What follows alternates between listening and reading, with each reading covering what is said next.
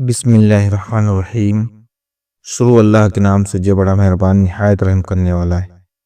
السلام علیکم پیارے دوستوں، آج ہم سنانے والے ہیں حضرت ابراہیم علیہ السلام کا واقعہ۔ حضرت ابراہیم علیہ السلام بابل میں پیدا ہوئے۔ ابراہیم علیہ السلام کے باپ بتوں کو تراش کر بیچتے تھے اور خود بھی بتوں کی عبادت کیا کرتے تھے۔ ابراہیم علیہ السلام نے اپنے باپ اور اپنی قوم سے فرمایا، تم کس کی عبادت کرتے ہو؟ وہ کہنے لگے، میں بتوں کی عبادت کرتا ہوں۔ ابراہیم علیہ السلام نے فرمایا، جب تم بتوں کو پکارتے ہو تو کیا وہ سنتے بھی ہیں یا وہ تمہیں کوئی نفع اور نقصان بھی پہنچا سکتے ہیں؟ تو لوگوں نے کہا، یہ ہم کچھ نہیں جانتے، ہم نے تو اپنے باپ داداؤں کو اسی طرح کرتے پایا ہے۔ اللہ تعالیٰ نے ابراہیم علیہ السلام کو کم عمر میں ہی ہدایت دے دی تھی، اس لیے ابراہیم علیہ السلام نے کبھی بھی ایک لمحے کے لیے بھی بتوں کی عبادت نہیں کی تھی۔ ابراہیم علیہ السلام نے اپنے باپ کو سمجھانے کی بہت کوشش کری اور فرمایا، ابا مجھے ایسا علم ملا ہے جو آپ کو نہیں ملا، اس لیے میرے ساتھ ہو جائیے، میں آپ کو سیدھا راستہ دکھاؤں گا۔ ابا شیطان کی عبادت نہ کیجیے، بے شک شیطان اللہ کا نافرمان ہے۔ ابا مجھے ڈر لگتا ہے کہ آپ کو اللہ کا عذاب نہ آ پکڑے، کہ آپ شیطان کے ساتھی نہ ہو جائیں۔ ان کے باپ نے جواب دیا کہ اے ابراہیم، کیا تو میرے معبود سے پھرا ہوا ہے؟ اگر تو باز نہ آیا تو میں تجھے سنسار کر دوں گا، تو مجھ سے دور چلا جا اور کبھی نظر نہ آئے۔ ابراہیم علیہ السلام نے اپنے باپ سے فرمایا، آپ پر سلامتی ہوں، میں اپنے رب سے آپ کے لیے بخشش طلب کرتا رہوں گا۔ والد کے سخت جواب کے بعد ابراہیم علیہ السلام نے ان سے علیحدگی اختیار کر لی۔ ابراہیم علیہ السلام بت پرستی سے سخت چڑھتے تھے۔ عید کے دن ان کی قوم کے لوگ کھانا پکا کر معبود کے سامنے رکھ دیتے تھے، پھر شہر کے باہر ایک میدان میں جمع ہوتے، وہاں کھیلتے کودتے اور خوشیاں مناتے۔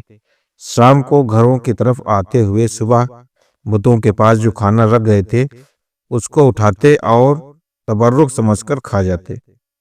اس دفعہ جب عید کا دن آیا تو سب تیار ہو گئے، پر ابراہیم علیہ السلام تیار نہیں ہوئے۔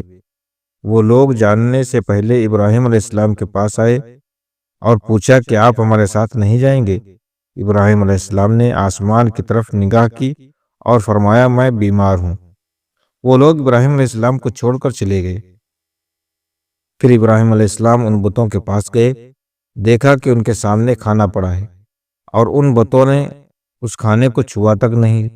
ابراہیم علیہ السلام نے انہیں مخاطب کر کے کہا، یہ اتنے تنا کھانا تمہارے سامنے پڑا ہوا ہے، تم اس کو کھاتے کیوں نہیں؟ تمہیں کیا ہو گیا ہے کہ بات تک نہیں کرتے؟ پھر پوری طاقت سے کلاڑی لی اور سب کو توڑ دیا، لیکن بڑے بت کو چھوڑ دیا۔ تمام چھوٹے بتوں کو توڑ کر کلاڑی بت کے کندھے پر رکھ دیا۔ لوگ جب واپس لوٹے تو حیران رہ گئے کہ یہ کیسے ہو گیا۔ قوم کے لوگوں نے مشورہ کیا کہ سب کو جمع کرو اور ابراہیم علیہ السلام کو بلاؤ اور اسے سزا دو۔ سب جمع ہو گئے اور ابراہیم علیہ السلام سے بولا گیا، اے ابراہیم، ہمارے بتوں کے ساتھ یہ حرکت تم نے کی ہے۔ ابراہیم علیہ السلام نے جواب دیا، یہ کام تو اس بڑے بت کا ہے، مجھ سے کیوں پوچھتے ہو؟ تم اپنے معبود سے کیوں نہیں پوچھ لیتے کہ ان کے 2 ٹکڑے کس نے کیا؟ ابراہیم علیہ السلام کی یہ بات سن کر وہ سب سوچ میں پڑ گئے۔ پھر کہا، اے ابراہیم، کیا تمہیں علم نہیں کہ یہ بول نہیں سکتے ہیں؟ اب ابراہیم علیہ السلام نے فرمایا، تم اللہ کے سوا اس کی عبادت کیوں کرتے ہو جو تمہیں کچھ بھی نہ نفع نقصان دے سکیں اور نہ ہی نقصان پہنچا سکیں؟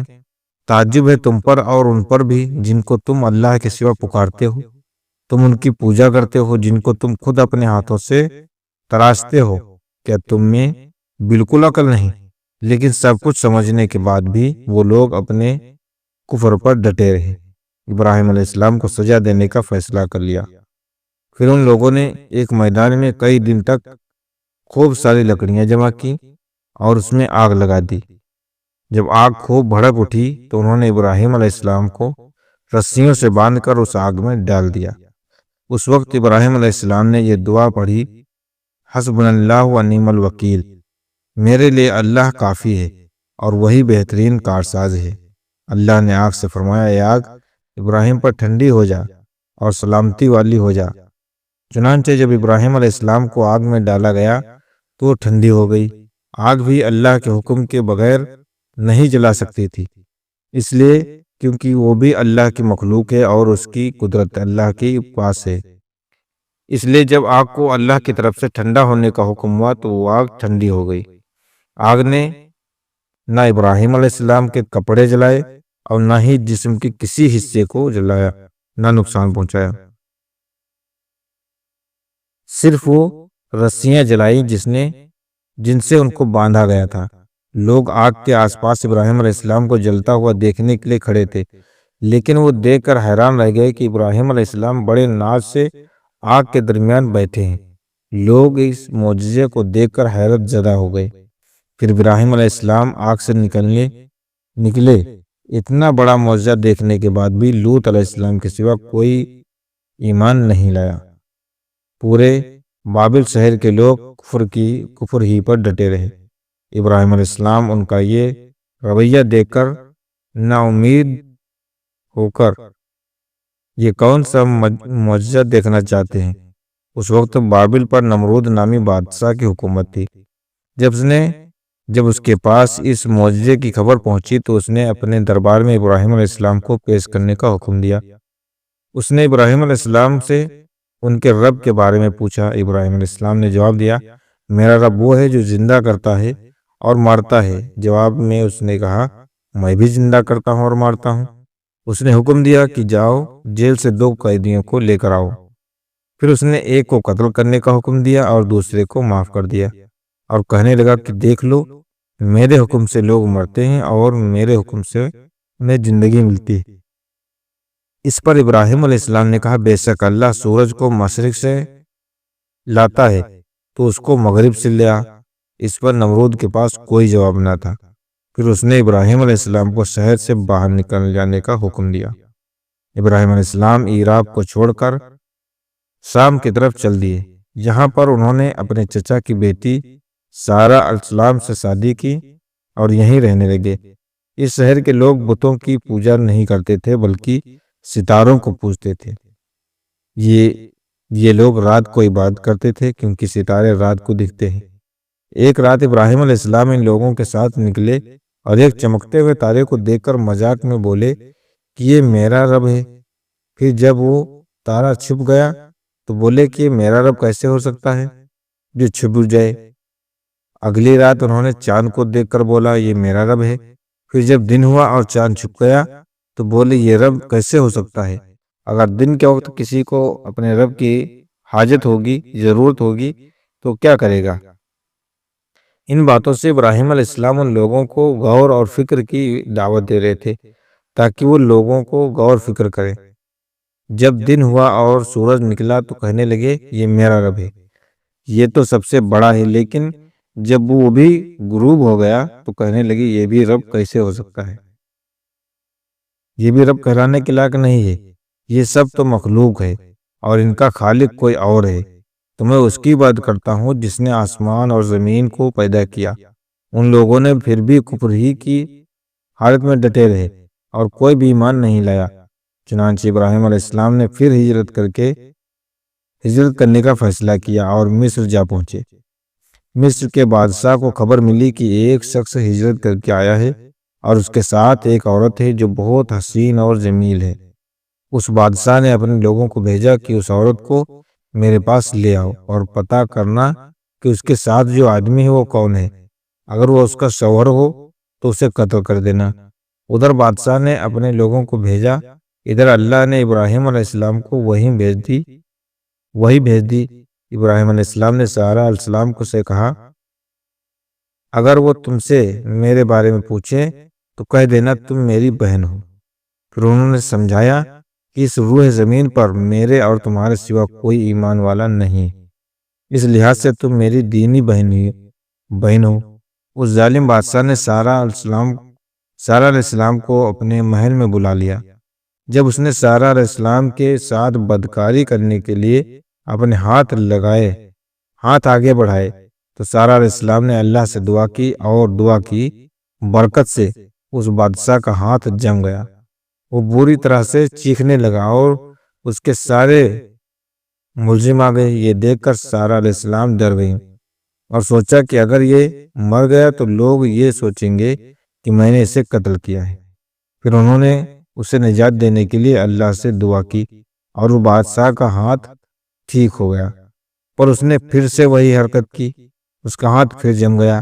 ایسا 3 مرتبہ ہوا اور آخری بار اس نے سارہ علیہ السلام سے وعدہ کیا کہ آپ اب کی بار اب تو مجھے اس مصیبت سے نجات دلائے گی تو میں تجھے چھوڑ دوں گا۔ پھر سارہ علیہ السلام نے اللہ سے دعا کی اور وہ ٹھیک ہو گیا۔